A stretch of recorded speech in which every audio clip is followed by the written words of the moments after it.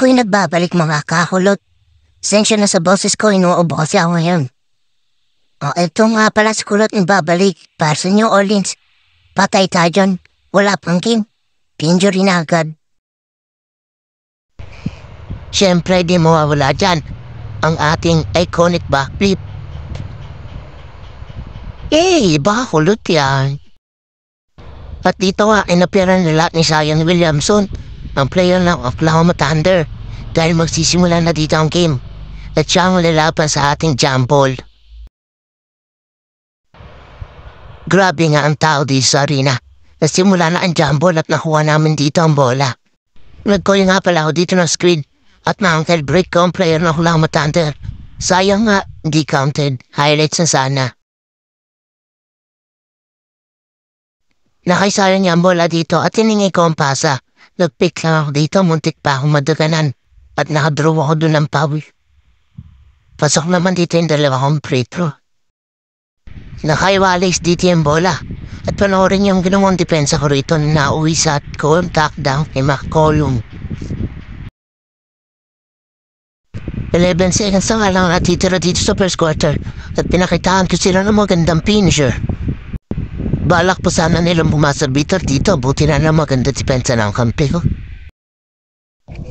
Dito ang ganda ng depensa namin, kaso nakakalusot pa rin sila ang gandang pasa nun sa gitna, kaya easy 2 points sila doon. Nakul nga pala ang screen dito at magugulat kayo sa dadaling kahod kita ang green. Mabibinyagan ko na sana, buti na lang na-rebound ni Williamson na nauwi sa foul. Dito pass break sana, kaso ang 4 defender sa baba. Pinakitaan ko sila ng malapit na crossover. Pick at easy pass break score. Oklahoma Thunder position. Nice dribbling, iwan ako doon, napasa ay Caruso. At yun, nakakuha sila ng 3 at muli silang lumamang. Nag-call nga pala ako ng screen kay Williamson. At pick at doon ako sa kabila. Nice pick and roll, nice layup. 5 seconds na shot clock na lang. Nag-screen na naman dito. At nauwi ito sa buzzer beater shot clock 3 points. Pakulot yan. Papasok na third quarter, lamang kami ng 8. Nakita kong libre yung aking kape at pinasok ko agad at yun ang aking pinakauna kasi sa aking career. Na-turnover ko nga dito ang bola. Offense to defense tayo ngayon. Pass break sila, pero pinakita ko sila ng mataas na talon. At yun ay nahuwi sa aking pinakaunang block sa aking career.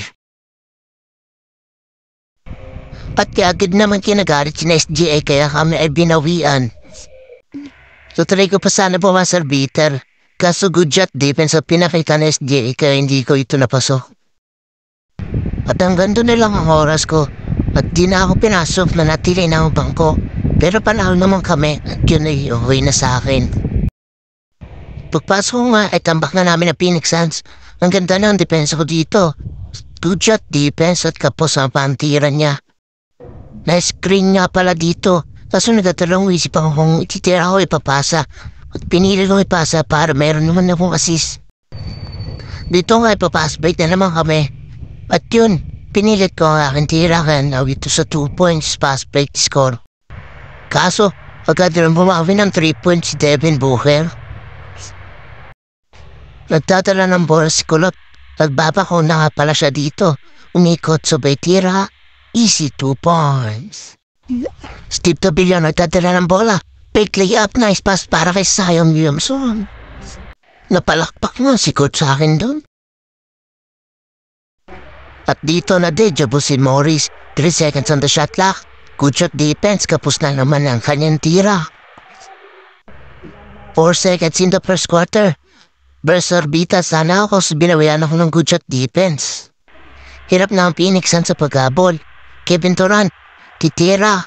Siyempre hindi siya papayag na wala siyang naaambad sa kanilang team. Take over na nga ang Phoenix Suns dito. Nakakuha na naman sila ng 3 points. Kaso malaki-laki pa rin ang aming gabang.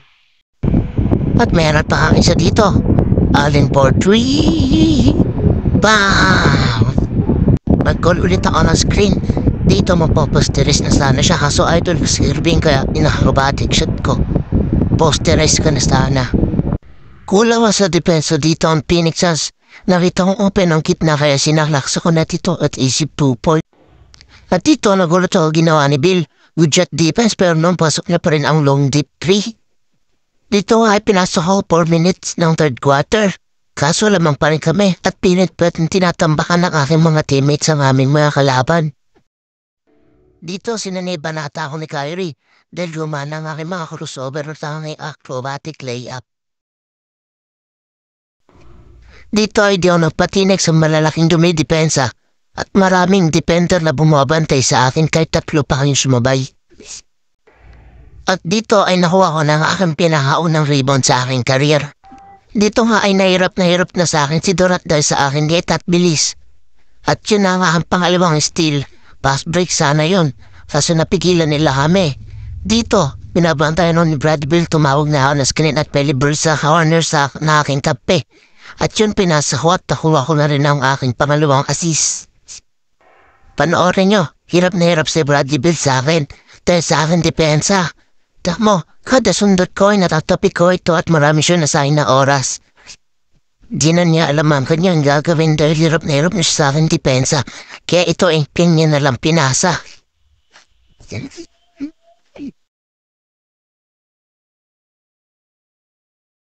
At hanggang dito na lang mga kulot. 2-0 agad tayo. Ang New Orleans ay ating ipapat-champion ngayong season.